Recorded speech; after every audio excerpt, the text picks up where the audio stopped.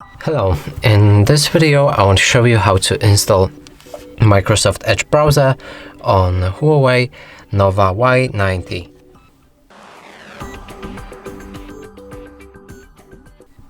So in order to do this, first let's open up Gallery.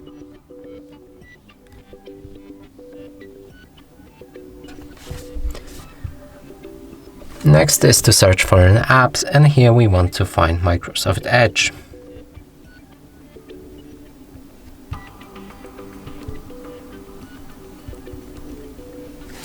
Now select this app, install it. After installation process is finished, you should be able to open this app.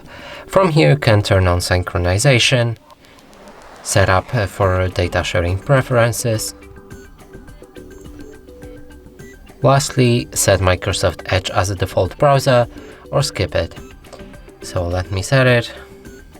Now open any website. And as you can see, it works properly. And that's it for this video. Hope you like it. Please consider subscribing to our channel, leave a like and a comment below.